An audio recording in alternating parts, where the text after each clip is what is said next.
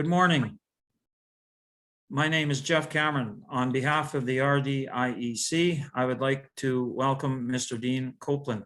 It's my pleasure to welcome you here today, Dean. Mr. Dean Copeland is the General Manager of the Prairie Pride Credit Union based here in Alameda, and they have several subs. What would you call that, Mr. Copeland? You have several branches. Just several branches, yes. Yep. So before we begin though with your presentation, sir, I'd just like to remind all the students out there, if you log into rdiec.ca and click on the QR code and give your opinion on this and on what you liked and didn't like, you are entered in for this monthly's draw of a $50 gift card.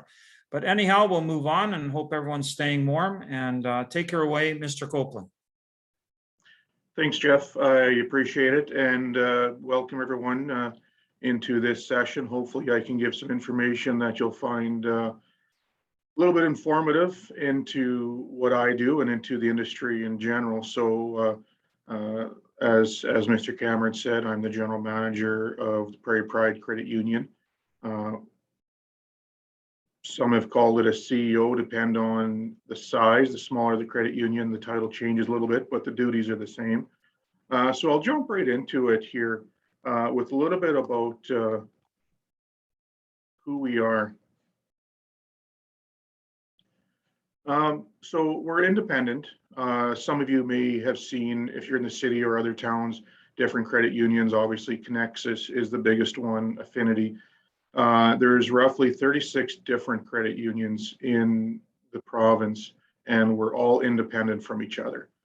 Even though we are a credit union, we are a separate organization altogether. So when you see the different signs on each branch, they are a complete different board of directors, different everything. It's essentially a different financial institution altogether. So we're a smaller one relative to the system, but we're in the southeast part of the province, and I'll get into that in one sec here. So we've got roughly a little over 2,200 members in our credit union, but we also have some non-members as well. So in the past, credit unions were only allowed to do business with members.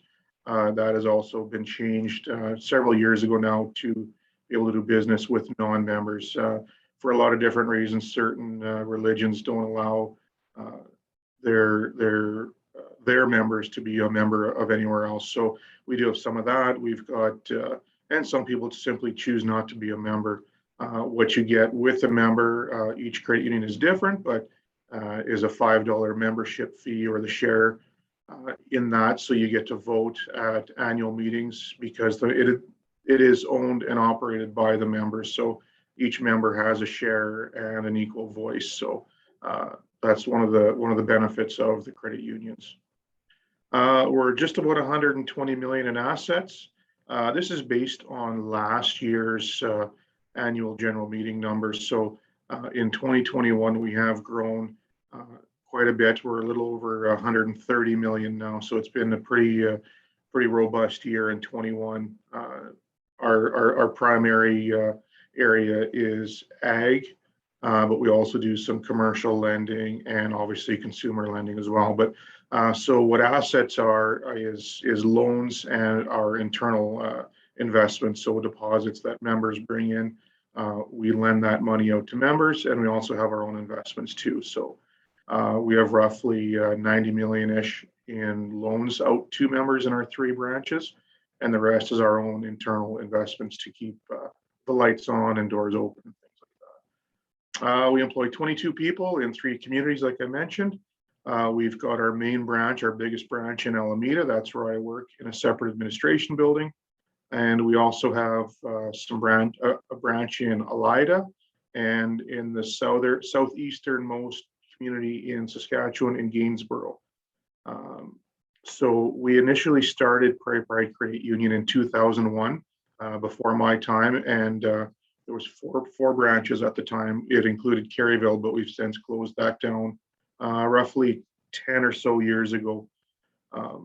And they were all individual credit unions at that time. So we amalgamated those 4 and 3 now, and off we go. So we've been in the communities for, in some communities 50 years. In Alameda, we've been there for 70 years. So it's been a staple of each community. And there's just a picture of each branch, top being Alameda, middle being Elida, and the bottom one there is the Gainsborough branch. So what do we do? Again, it's relatively basic. We provide the traditional banking services to members and non-members. One of the differences between us and a regular traditional bank is that we're a not-for-profit financial institution. It's controlled by our members, like I mentioned, and we aim to keep your best interest at heart and not based our work around profits. So the catchphrase that I've kind of clung to my whole career, really, but it kind of came to fruition with the credit union, is people before profit. We make sure that we're looking after the best interest of our neighbors, of our friends, of our families. So if we do the right thing, then everything else is easy, really. Moving on to my education and skills, I guess. Start with education. I do have my university diploma in administration, and I've also got through the Canadian Institute, Canadian Securities Institute, my financial planning diploma. And then I did spend some time with this Bank of Nova Scotia here. I'll get into that in a few minutes. I've got my Canadian Securities course. I got my professional financial planning designation, compliance officer certificate. That was back when I was with the bank and selling and administering mutual funds and whatnot, which is the next one there, investment funds in Canada certificate, and also a certified registered financial and retirement advisor. So a lot of education throughout my years in the industry. We do encourage strongly here and in my previous employer ongoing education. I mean, regulations always change, and we always need to adjust for that. So lifelong learning is what we stress, and all the staff here, we do have something in place internally where each and every employee does a minimum of 20 hours of education over and above our annual requirement to be re-educated on. And I can get into that later if there's any questions about that regarding annual anti-money laundering, market code, service standards, and things like that. So some things that we have to review every year, some things we choose to review every year, such as the service standards, to make sure that we're looking after our members in an appropriate manner. So skills, leadership, obviously in my role as the general manager. I report to a board of directors, and essentially everybody reports to me. It's not an easy job, but it's a job that I take extremely seriously, and I do not take it for granted. Interpersonal, obviously, in my line of work, we see a lot of different walks of life, so to speak, and I'll get into my journey here in a few minutes as well. So you learn to adapt fairly quickly. Manage change. We're changing constantly.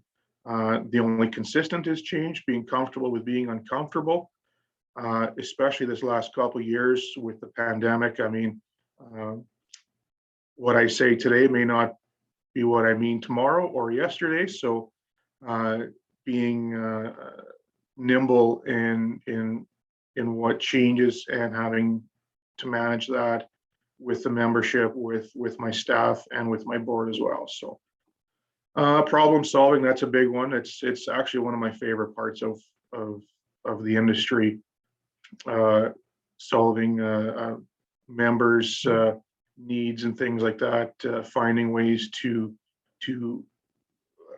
approve members' wants and needs and things like that, and make them financially better off. And that's one thing too, where the credit union, in my mind, has a distinct advantage, where we're not in it for the money. We're not in it to make a profit. We're in it for the best interest. So if our solution is making the member worse off financially, then we'll be the first ones to say, stay where you are. But if we can save money, save time, make someone's life a little bit easier, then absolutely we'll do it for that reason. But we've had a lot of times where we've said to our membership that where they are is where they should be in terms of, we'll call it the cheapest possible option in terms of, say, interest rates and things like that. So we think a little bit differently than a lot of places do. So I think, in my opinion, that's one of our advantages. Innovation and creativity. We're a small credit union, like I mentioned. So sometimes we need to be a little creative when our big bank competitors, big credit union partners around are innovating technology-wise. We don't have quite as deep a pocket, so we sometimes have to get a little creative in way we deliver our messaging and things like that. We consider ourselves relatively fast followers, not leaders in technology and innovation, but we need to be very careful in where we spend our money to make sure that the members have something that's going to stick. We don't want to, and we can't afford to spend money on the flavor of the month technology that may not hit. So we need to be a little creative that way. And obviously, one of the biggest ones as well is strategic thinking and planning. I'm in charge of doing the budgeting for the credit union and how we can stay profitable and open. I use the word profit in kind of tongue in cheek, where we still do need to make a little bit of money to keep our regulators off our doorstep and whatnot. You do need to grow in order to survive. So there does need to have an aspect of profit there that we can in turn either give to the community and part of our community involvement and so on. And I'll get into that a little bit later too. Going into my career, this is one of the parts that I find interesting. I actually imagine myself working at a bank at 5 years old. I used to go with my mother to the credit union in Broadview when I lived there to do our deposit when I was just a young lad. And I guess this is what happens when my executive assistant makes up my PowerPoint. So I'm going to breeze through this next little quickly here. So there's a picture of myself when I first got into banking in my mind anyway. The ginger in me is still there. So getting into my path, like I said, I seen myself as a banker when I was 5. I got my first tour of a credit union at that age into the vault. Unfortunately, they wouldn't let me take any money home with me, but I do have my very first paycheck when I was 9 years old for $25. I do have that blown up and framed in my house still. So I thought that was kind of neat to bring up. So my career path, in 2003, I started as a member service rep at the Sherwood Credit Union. You'll know it now as Connexus Credit Union. That was just after university. Then I transitioned to the Bank of Nova Scotia in quite a bit of different roles, is where my career really developed. In 2003, after I was finished with the credit union, I knew I wanted to get something a little different than an MSR. I wanted to, quote unquote, work in an office. And so I was able to get on with Scotiabank. And in 2003, I started in Swift Current as a personal banking officer trainee. I was there for 3 months. And my first day in Swift Current, I was actually in my manager's office. And he asked me where I wanted to be in 5 years, or where I see myself in 5 years. And that's something that I ask everybody that I talk to in the organization when I meet the first time. And I'll never forget this, is my answer to that particular person was, I see myself in their desk in 5 years. Figuratively, being a branch manager, I always known I wanted to be in management. So anyway, he he said that was a very aggressive plan and don't hold my breath. So off we went. So 2003, after I was done my training, moved up to North Battleford as a personal banking officer that was not in training any longer, where my firstborn, where I got married, and off we went. So 2004, you can kind of see the dates not changing a whole lot. So in 2004, after I finished a couple of courses, I was transferred up to Fort McMurray, and I was as a senior personal banking officer, and then into the role after some more training into a financial advisor. And up in Fort Mac was where my eldest was born. So that was nice, and it's something I'll keep in my heart for quite some time. 2005, late 2005, we took a position as manager of personal banking, or for lack of another term, assistant manager at the Scotiabank in Moose Jaw. 2008 was my very first branch manager position in Wynyard, Saskatchewan.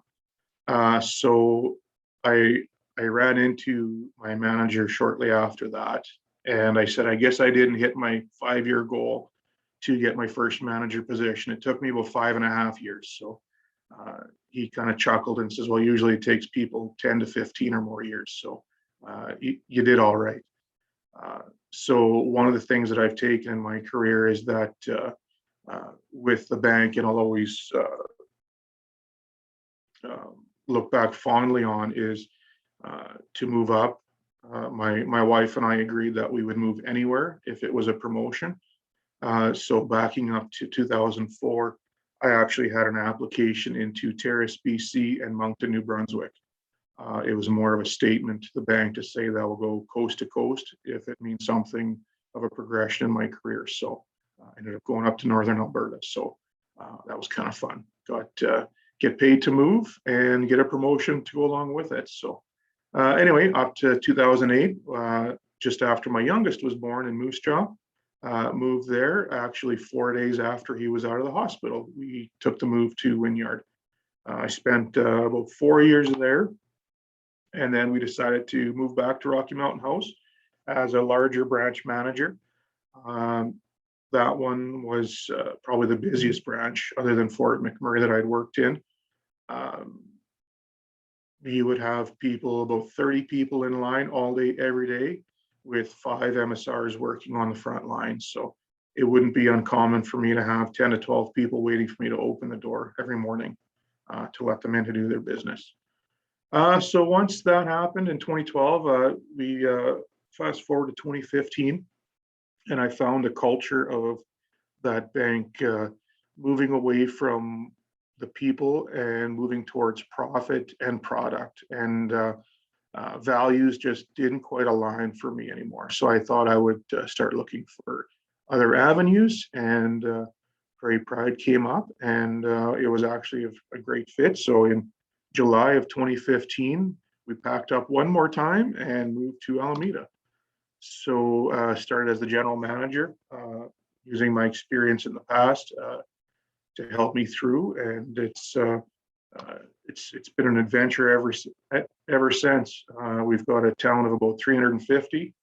I'm guessing that between all 3 of our communities, there's less than 1,000 people, but it's been an adventure.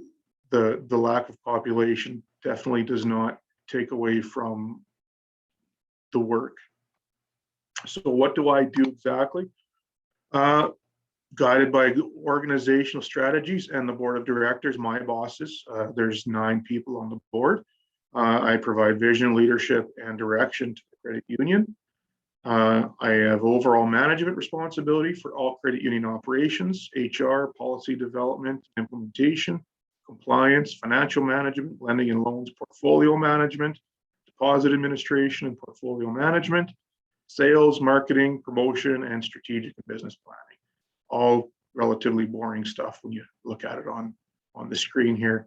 The one thing that I hold in least regard of all that is the sales portion. When I think of sales, I think it gives me negative feelings in terms of sales. I prefer the term helping because we don't sell anything at the credit union. that's a bank job. I prefer the term helping people.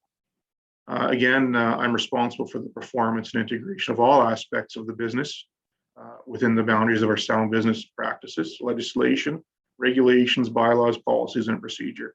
Very boring stuff. General manager champions corporate culture defined by our corporate values. So some of our corporate values are our commitment to our community, our investment in our people, and like I said before, the cooperative values, people before profit. Things I use on a day-to-day basis, obviously computer station I've got 3 monitors in my office to multitask, I guess, as best I can. Obviously websites, business websites, Yahoo Business, political information. I got to keep up on current events, and as much as I hate to follow politics, especially the last few years, I have to stay up on that as well and how it relates to our business. We do collaborate with other credit unions, even though we are separate. We do share information in terms of policies and procedures and things like that. Obviously, we don't share personal information with them. It's something that we hold in the highest regard. We do not share any private information with anybody unless expressly given by the member themselves. I'm involved with our regulators and auditors. Regulators is FINTRAC, the financial watchdog for anti-terrorism, financing, and money laundering. Our auditors, we get roughly 2 to 3 audits per year. All of our credit files typically have a review and get audited both internally and externally.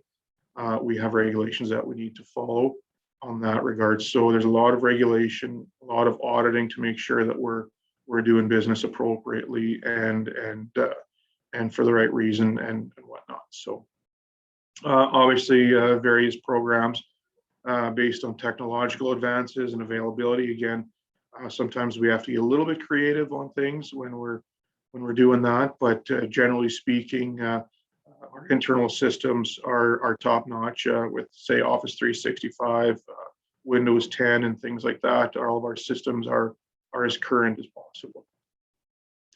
I know you can't see it very well there, but that's a couple of the reports that I look at there. The asset one on the top, it summarizes our loans in various stages, and on the liability side, it has a breakdown of members' deposits and things like that. So just want to give you a little snapshot of a couple of the easy reports that I look at and dive into and whatnot. I've never claimed to be an accountant, but in this role, I've learned quite a bit. Some things I thought I'd forgotten from university, but turns out it's still back in the mousetrap somewhere. So that's come fairly well. So we've got the assets and liabilities there. Some of the rewards in terms of my position. Being one of the only industries in the country that literally help people from before they're born until after they pass. We deal with everything. Before they're born, setting up trust accounts, investing and things like that, till after pass. We offer estate services and literally everything in between. We do it all. Second thing, in my opinion, the biggest reward that I get, and this is purely selfish, but it's seeing people achieve their financial dreams, whether it's their first house, whether it's a student loan and them being allowed to go to secondary education, buying their first car at 16, anything like that. And also to seeing staff achieve their career goals, helping people, not to sound like the army, but be the best they can be. There's nothing I like better than having a coaching session with some of my staff members and seeing them use those tips and tricks and come back and say it worked. So seeing the look in their face on finding an easier way, a better way, or a more efficient way of doing things. But on that same note, to collaborating with them. I'm never going to say that I'm the only source of ideas. It's completely collaborative. and I ask their advice just as much as they ask my advice. So it's a team environment, and we need to work together on all aspects. Fourth thing, sorry, is the ability to give back to the community. And I kind of joke about it too, where I've always said I hate working weekends, I hate working evenings. I'm not a shift work person. But in this line of work, it allows me the time and the encouragement to give back to the community. I've been in this industry for roughly 20 years now, and best guess that I've logged over 6,000 hours in volunteer time over various things over my career. So it's been very rewarding in that regard. One of the biggest things, the two biggest things that I've put a feather in my hat, so to speak, is in that 6,000 hours was creating and founding the group to build the new arena in Wynyard. I'm not sure if anyone out there has been there or knows what I'm talking about, but there's a beautiful new arena that over the past few years that has been built there, multi-million dollars, and I was a founding member of that group and created that group to bring that to fruition. So that's something that I hold pretty dear. And also in Alameda here, we also had an arena project as well to do a major renovation. And it was probably the biggest project in town since the arena was built. So that was very rewarding too, seeing something like that come to play. But again, it's something that we as an organization encourage every staff member to do, not that many hours, obviously, but it's actually put in their targets to have community volunteer time throughout the year. Some challenges, again, regulation, government regulation, financial regulation, audits, like I mentioned, ongoing scrutiny, and also to it's the responsibility to our members. It's a challenge. The last couple of years have been challenging. When this latest farm year was challenging with the drought, we made out fairly well that way, but again, it's a challenge to make sure that we can keep our doors open and our members happy. Another challenge is competing in our market. Being small, sometimes we don't have the best interest rates in the market. We don't compete with brokers. We can compete with investment firms. Where we do compete in is service and creativity, and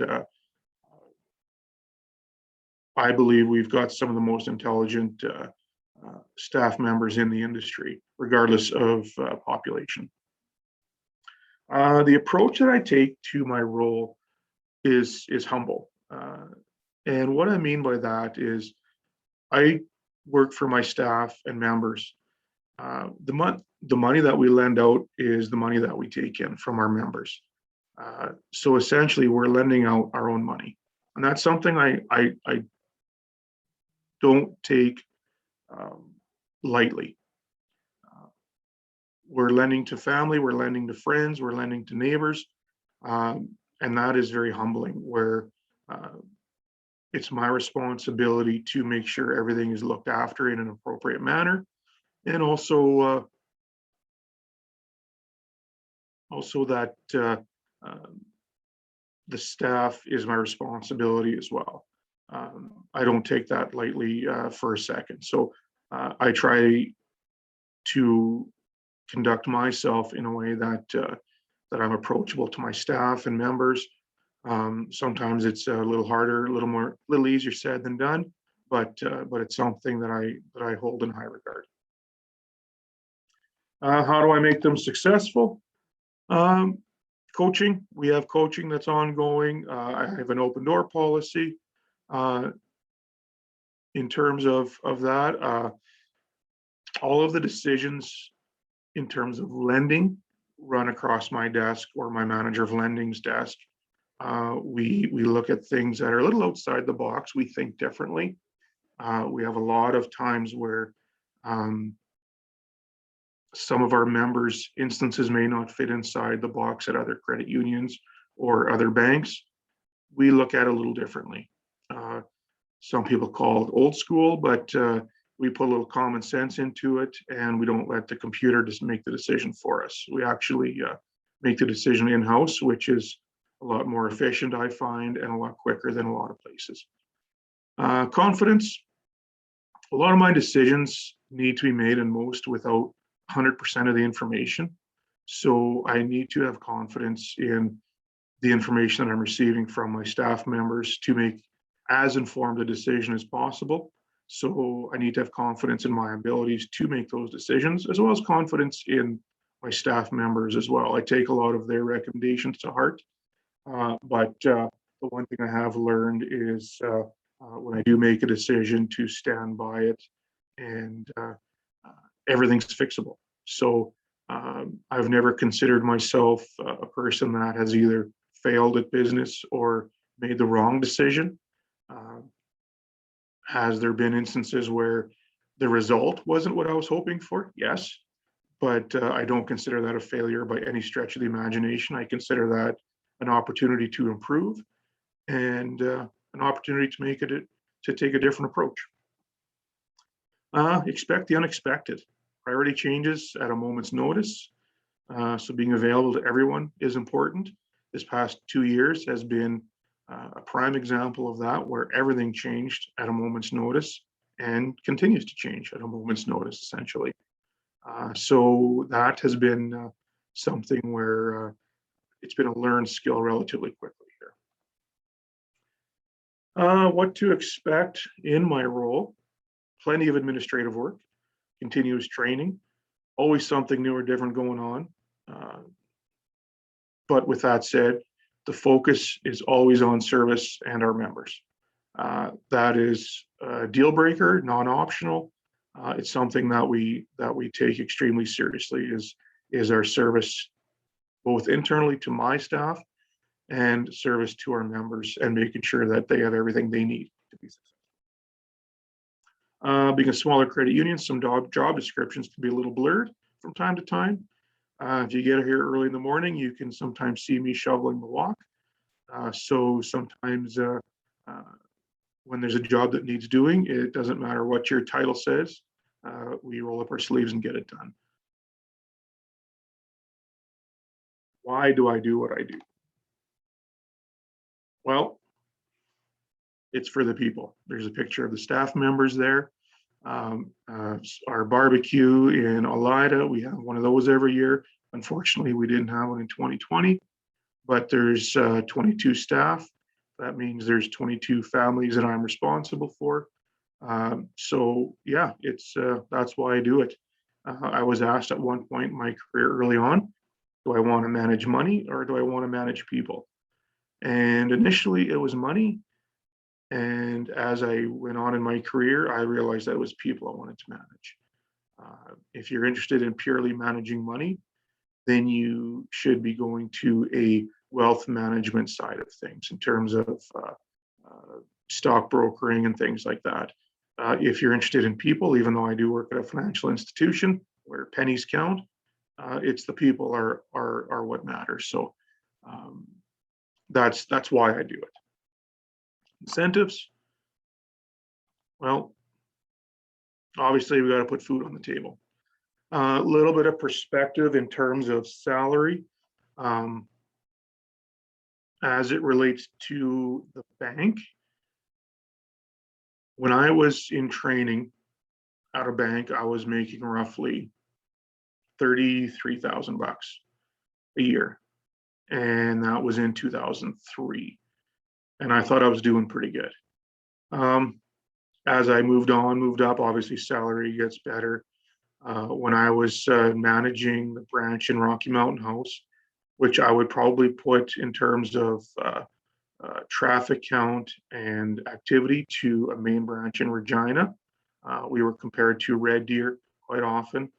I was making in the mid 80s. This was in 2015. Credit unions pay significantly higher, but the responsibility is significantly higher. When I was with the bank, I was given structure. Go sell this many credit cards, go put this many loans on the books, go sell this many accounts, sell insurance, the whole 9 yards. My role with the credit union is not so much that. Obviously, we do want to put loans on the books, but we don't give our staff a hard target. What we are interested in, or what I do, is instead of selling X number of credit cards, my job is I'm talking to the credit card supplier.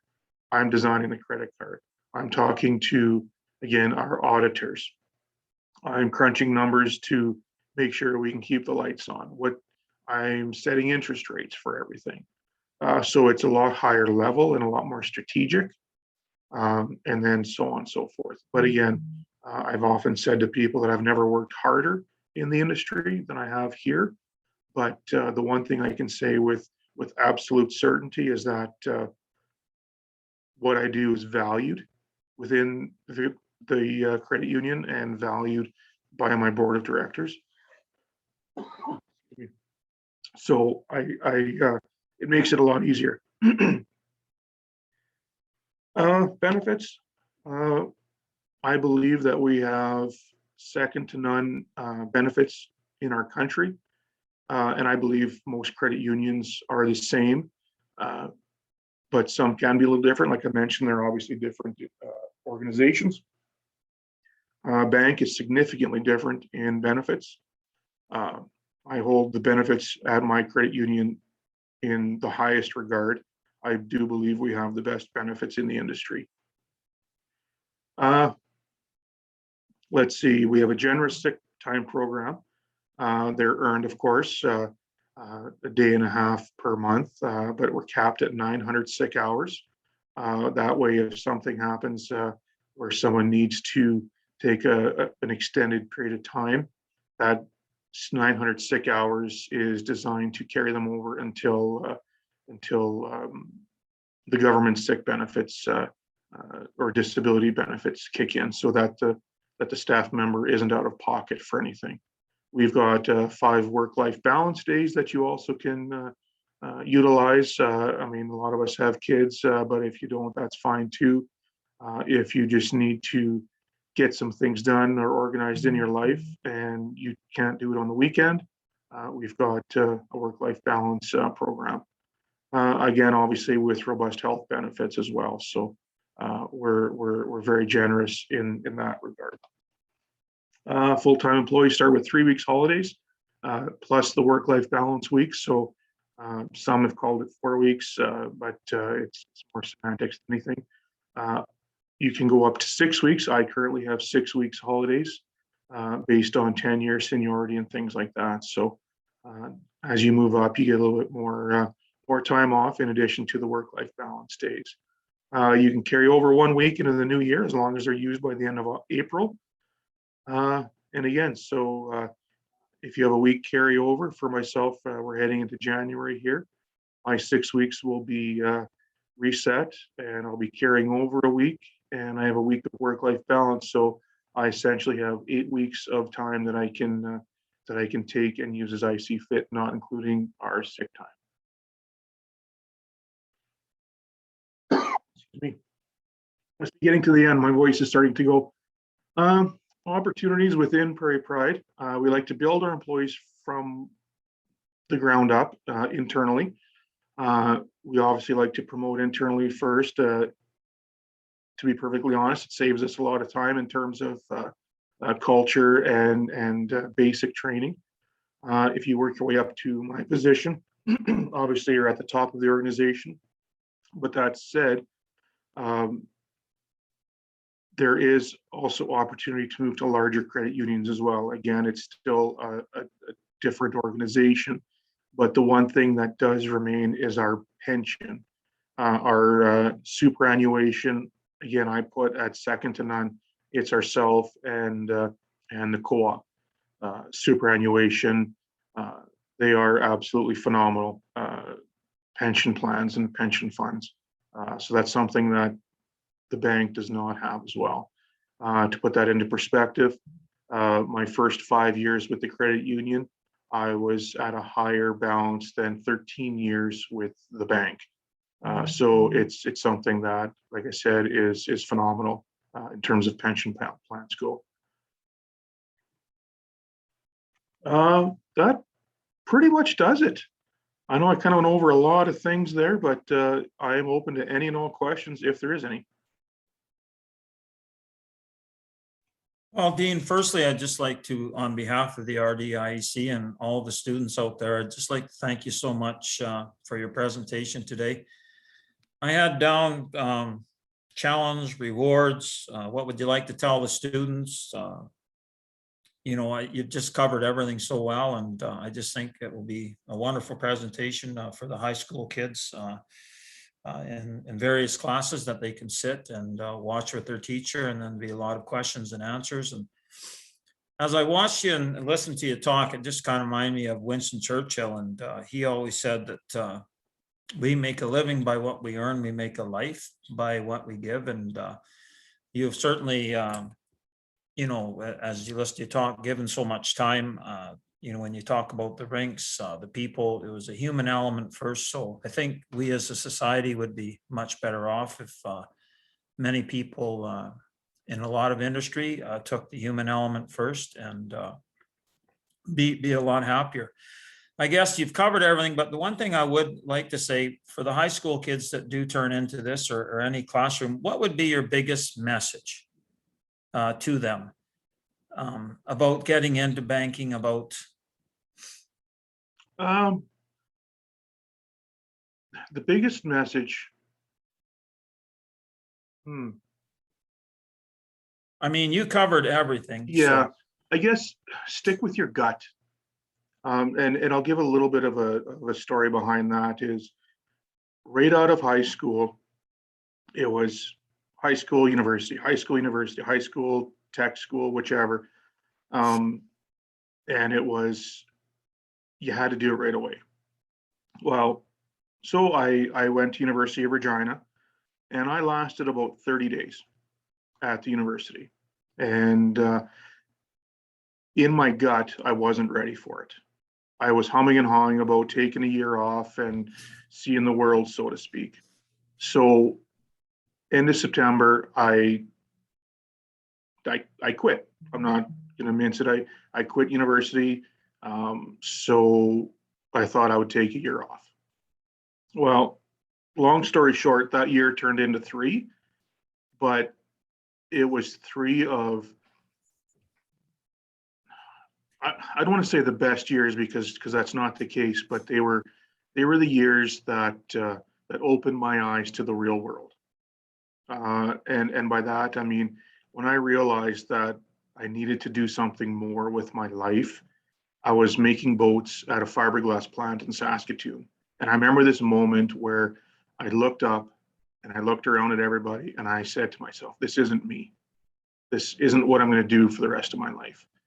And coincidentally, I went back to the University of Regina and enrolled in the exact same classes that I dropped out of. And the rest is history. But I always knew that I wanted to be in the financial industry. And I seen my life going down a path, and I didn't like it. And that's where I believe I mentioned earlier on, everything is fixable. My 1 year off turned into 3 years off. I learned that life isn't easy all the time. So I got my nose to the grindstone and I fixed it. I got back into university and got my life back on track, and here I am. So stick with your gut, and you'll do fine. Oh, thank you very much. And we had a presentation last year on gap year travel, where actually it was my daughter took a year off, and she still is over in Australia. And yeah, I've talked to the kids quite a bit. If you're not sure, and if you're just, sometimes people are just don't know what they want to do, I would say the majority take some time, and Yep. it will come to you. But again, thank you so much. And unless there's any other questions, I'm not sure if Mrs. Edgar or Kevin has something to say here.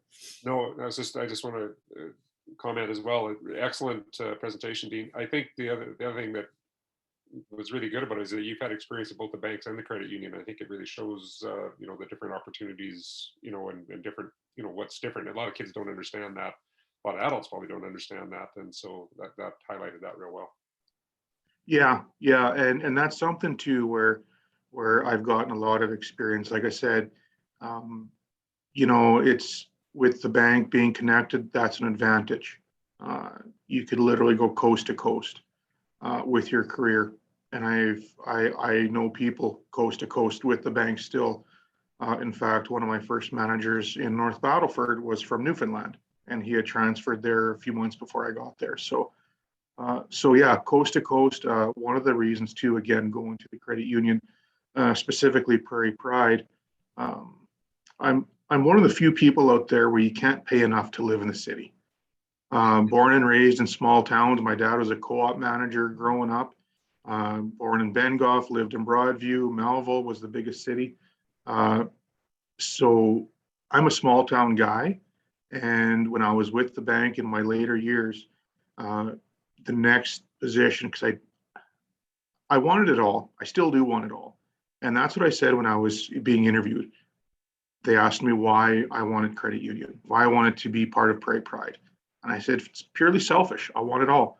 I want a career and I also want a family life. And with Prairie Pride, I get that. I can have my kids walk to the rink anytime they want, go skating. They can do whatever they want in a small town. The whole town raises your kids, so to speak. Yeah, yeah. And I can also have a fulfilling career. So it's purely selfish reasons. Well, I don't see it as selfish. I see it as, like it's doable. So why not do what's best for you and your family? Awesome. Absolutely. Yeah, it's great. Yeah, we would also like to thank you from our office too, Dean. That was very well done, and we appreciate the talk from the heart. And I think you've addressed a lot of those questions that students have when they're looking into different occupations, and coming from a small town too. We deal with school divisions in the city, but a large portion of our schools are coming from small towns too. So thank you so much for giving us that look into a small town. I don't want to call it a mentality, but small town living. That's awesome. Thank you. Yeah, and again, if anyone has any questions after, again, get in touch with Jeff. He knows how to get in touch with me, and I'm more than happy to answer anything that anyone has.